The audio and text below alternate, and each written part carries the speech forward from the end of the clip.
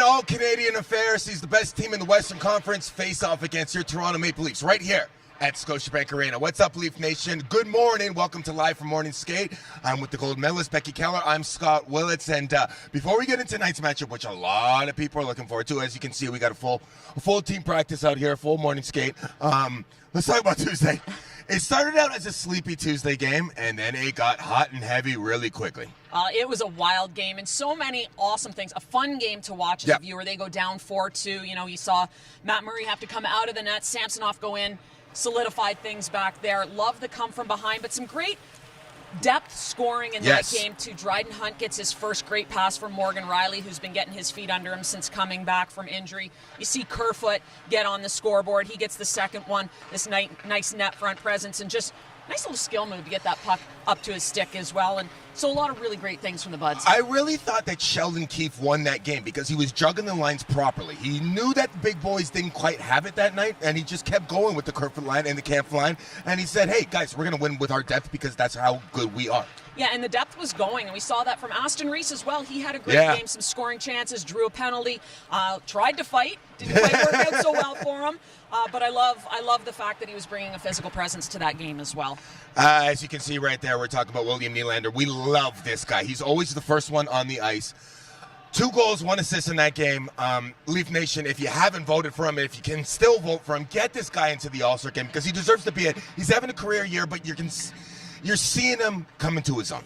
Well, it's a consistency with him this season, and we've seen the skill that he brings for years. We know what he is capable of. This year, he's bringing it almost every night. He had 6 games where he didn't have a goal, only had points in one of those 6 games. Biggest drought that he's had this season, but you see him come back strong. I love that overtime winner. To me, that is classic William Nylander with his effortless stride. So hard for a defenseman to stay with him because it's so deceptive. You don't know how fast he's going. That is the perfect word. And he turns it up a notch, and he's by you, and we've seen that a lot from him. Deceptive speed, and I think Leaf Nation just loves when he puts that shoulder down because not a lot of people in this NHL can keep up with William Nylander, and you love to see him just having his career year, and it feels like the best is yet to come.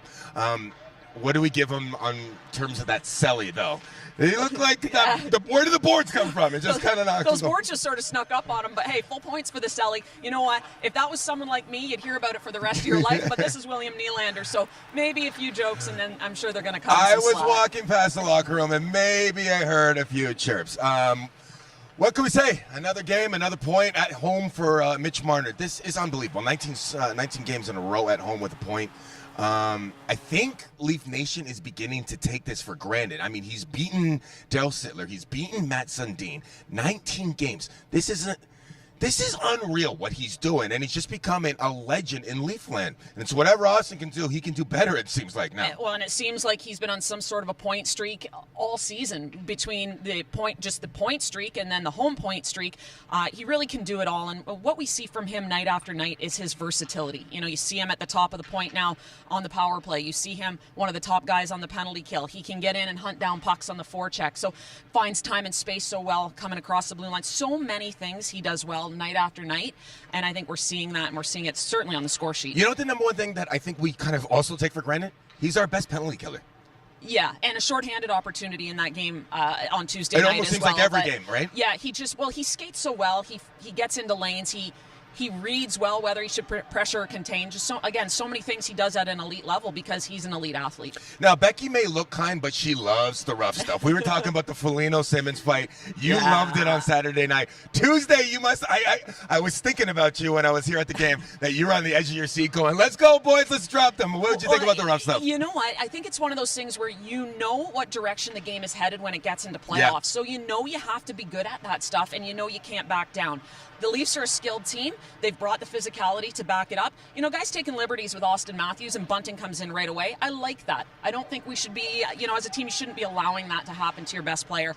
You saw Aston Reese drop the gloves, try to engage. And so I think that's the direction that's going to go in playoffs, so you might as well get it started now. It does feel like we have a little bit of a chip on our shoulder this year. A little bit. Like, we're not going to get pushed around anymore. We're not the pretty boys. We're not the guys that are just skillful players. We're ready to rock. Yeah, they've definitely got some toughness. Saw it from Gio as well. So there's some toughness throughout the lineup, and I think it's going to be important going forward.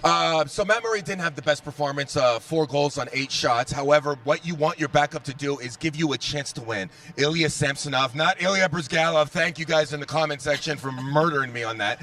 Ilya Samsonov. We all make mistakes. We all make mistakes. Samsonov did exactly what you wanted, kept them in the game and gave him a chance to win, and also made a brilliant save at the end of the game. He did. You know, your backup goalie has to come in. He comes in the second period, makes 11 saves and some huge saves, but really what you're looking for is someone to just stabilize the game, give everyone a sense of calm, know he's going to do what he has to do back there so you can try to win the game, and it's exactly what happened. And the big saves he made were big. Yeah, very big saves, but it also, I thought, again, this is why I think Sheldon Keefe won the game for us on Tuesday. I thought it rejuvenated the team. I thought that they said, this is not the way we want to play on a Tuesday night, and in front of these fans, a packed house, we want to step up, and we want to step up for that guy. Yeah, he made that decision quick, decisive, Yep. and they move forward, and it is what it is. Which brings us to our FanDuel first goal of the game. Becky was two in a row. And then I come back to the show and nothing happens over here. I didn't pick Dryden Hunt. I'm still not picking him. Love this game. I'm still not picking him. Big shout out to Dryden Hunt, by the way. First goal is the Toronto Maple Leaf. Big guy out there. You sure you don't want to pick him? No, yeah, I'm going in another direction. Okay, where are you going? I'm going with John Tavares. He had 6 shots in that game on Tuesday night, and the last 2 times these teams faced,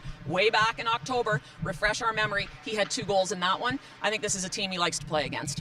I agree with you on that, and I'm going to go with his line mate, Kalle Järnkrok. You know why? Because if you look at his career totals when he was in Nashville, it's always 16, 17 goals.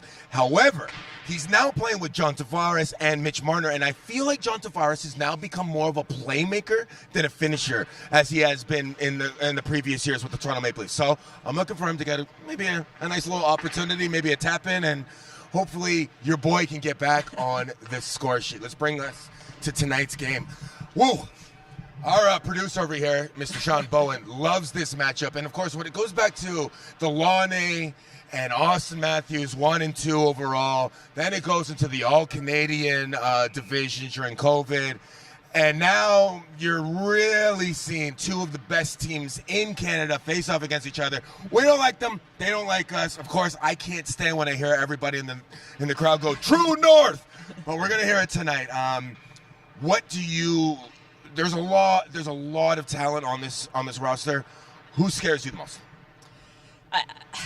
You're right. They've got a lot of offense, but I think it's in that. They call it Hellebuck, yeah. I think Hellebuck is what scares me the most, because this is a team too that has really shored up their defensive team game. So now you got a Vezina candidate in net. And they're playing better defensively in front of him. Josh Norrisy, not Morrissey, Josh Norrisy. Well, he scares me a little bit, too, because there's a guy having a career year, and they've unleashed him and just said, hey, you know what? Go play offense, lead the rush, join the rush, do whatever you want, and you're seeing the benefits of that. He's putting up a lot of points this season. Those stats are crazy. Mark Scheifele and Kyle Connor. Kyle Connor always scares me.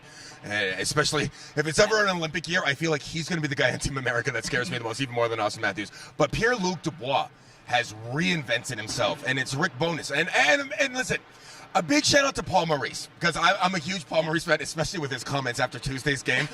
But it really feels like Rick Bowness has taken this team and really changed its character. He has. And listen, when Paul Maurice stepped down, he said this team needs a new voice. And that happens in hockey sometimes. It happens in sports sometimes, where a team starts to tune out their head coach. Bring in Bowness. He makes some changes to the culture, takes the C off of Wheeler, does some things in the dressing room to change things a bit. You're seeing guys have career years, but he's changed the dynamic on the ice. Talked about Norrisy, how he's unleashed him. And so, he's really changed the character of this team. Taking the C away, being in the locker room, part of the leadership group. I know that, Becky, you were part of the leadership group. How can that ruffle feathers, or how can that make the storm, or how can that actually make things better? Honestly, I think it's all about how the guy that had the C taken away from him approaches it. And from everything that I have heard, he has approached it in a very professional manner. It sounds like that was a dressing room that was looking for more voices. And so they've gone to a bigger leadership group as opposed to a few leaders. And so it's been a positive. But it can go either way. It could definitely go either way. I'll tell you one thing. The boys aren't playing around right now at practice. They're going all in right now. So I expect a very big game. Of course, you can catch it, where are we on? Sportsnet tonight, TSN, Sportsnet, and of course, yes, and TSN4 and Sportsnet, Fan 590 with Joe and Jim.